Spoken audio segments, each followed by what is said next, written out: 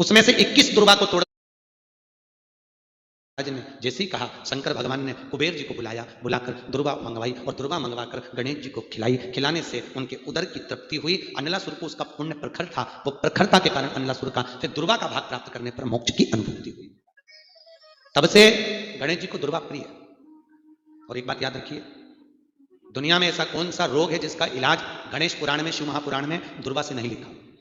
दोनों पुराण में लिखा है, गणेश पुराण में भी और शिव महापुराण में। लोगों को पथरी की बीमारी हो जाती है, और पथरी की अगर बीमारी हो जाए, तकलीफ भोग रहे हैं व्यक्ति, डॉक्टर को दिखा रहे हैं, ऑपरेशन कराने जा रहे हैं, लेजर ऑपरेशन कराना है या सादा ऑपरेशन कराना है, उनसे निवेदन है ऑपरेशन कराने से पहले एक प्रयोग शिव महापुराण का करिए। कुएं के पास में जो दुर्वा उत्पन्न होती है, उसमें से 21 दुर्वा को तोड़कर ले आइए। बालचंद्र गणेश का नाम लीजिए। कौन से गणेश?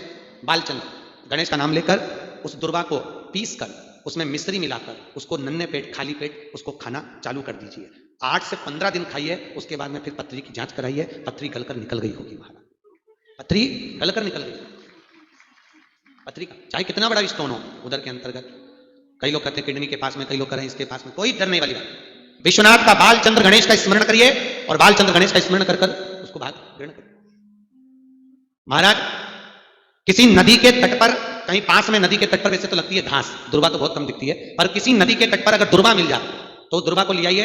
जिसको मसे आदि की बीमारी हो जाती है उसको एक ही क्रम करना चाहिए, वहां से दुर्वा लाकर उस दुर्वा में एक सफेद दुर्वा को मिलाकर उसको पीस कर दही के साथ उसका सेवन कर लीजिए। मसे की बीमारी समाप्त हो जाएगी मात्र 15 दिन के अंदर। महाराज उस दुर्वा का इतना प्रभाव है महाराज।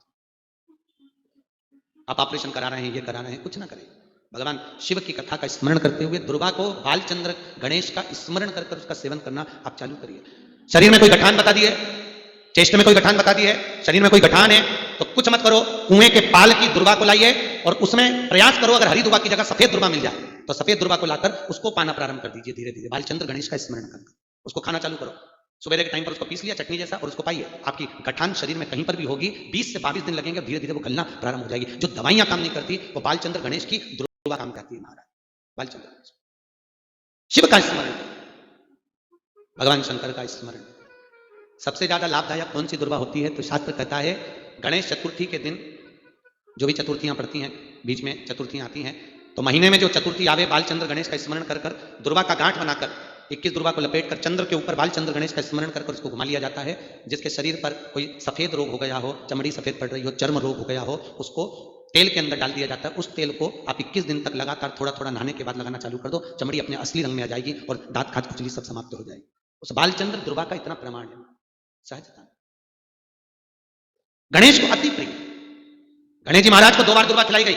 एक बार भगवान भोलेनाथ ने और एक बार भगवान कुबेर जी महाराज को अहंकार आ गया। और कुबेर जी को अहंकार आया, कुबेर जी ने सोचा मेरे पास में इतना धन, इतनी सत्ता, उसको तो कोई देखने ही नहीं आता। 33 कोटि देवता मेरे घर में आए, मेरी सत्ता देखे, मेरा धन देखे, मेरा वैभव देखे, पर कोई मेरे आते ही नहीं।